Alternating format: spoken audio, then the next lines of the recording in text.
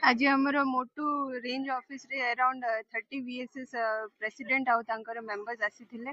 आमर मीटिंग टा गुटे सबू लोकल लैंग्वेज रे हमें करिलु।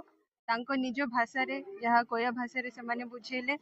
आमे भी तांको आमर जो प्रोविजन रही छि इंसेंटिव कथा हला जेतेबेले आमे पूरा बनाग्नि मुक्त करि देबा से कथा भी बुझिलु। ता सहित आमे आमर जो ओडिशा फॉरेस्ट एक्ट रे पनिशमेंट अछि ता कथा भी हमें बुझिचु। आमे आशा करूछु कि आमर ए मीटिंग टा सक्सेसफुल रहिबो आ लोकन को आमे जो वार्ता देबा पे चाहूथिलु से माने बुझि पारिबे। धन्यवाद।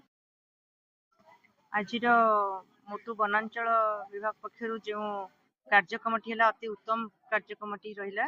प्रकृत में परिवेश रे जंगल रे जो निया लगुच से नियारू केमती समस्त को निया न लगे समस्त रक्षा करा जाई परिबो, जंगल को रक्षा करा जाई परिबो सेही उपरे हमर रेंजर मैडम एवं ओएसएफ मैडम समस्ते बहुत सुंदर भाव कहले एवं जहाँ भी सचेतनता करागला एवं स्थानीय अंचल समस्त व्यक्ति विशेष माने जो माने आसीथिले ग्रामांचल लोक माने आसीथिले समस्त को सचेतन करेलु एवं केमिति भाव रे निज जंगल को सुरक्षित रखिबा जेहेतु जातीय संपद तादरे केमिति निया लगेबा नहीं एवं ए निया लगेबा द्वारा केते पशु पक्षी समस्ते सेतिरे मरी जाउचंती एवं बहुत क्षति घटुची सेइथुरु केमिति निवृत्त रहिबा सेई उपरे हम समस्ते वार्ता देले एवं बहुत भल सुंदर स्वच्छ बढ़िया सुंदर प्रोग्राम टी हैला, उत्तम प्रोग्राम टी हैला। धन्यवाद देवी वनांचल विभाग रो समस्त कर्मचारी को। धन्यवाद।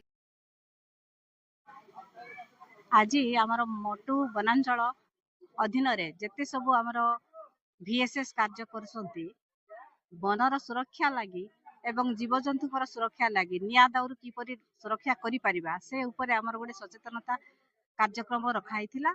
आउ आमर एसीएफ मैडम तथा आमर प्रिंसिपल मैडम आसिक मध्य बहुत सुंदर भाव रे गाँ लोकन को बुझेइथिले। आउ VSS प्रेसिडेंट माने मध्य निज निज भाषा रे किपरि भाव रे जंगल को सुरक्षा करि परिबा आ जंगल द्वारा नै कि तांकर कोन कोन सबु उपकार मिलुछि आ समस्त मिलिमिशि के कार्य को किपरि आमे अग्निमुक्त करि परिबा माने रेंज को हमर केमति निया लिभेबा निया को नियंत्रण करि परिबा से ऊपर से माने बहुत सुंदर भाव रे बुझाइथिले।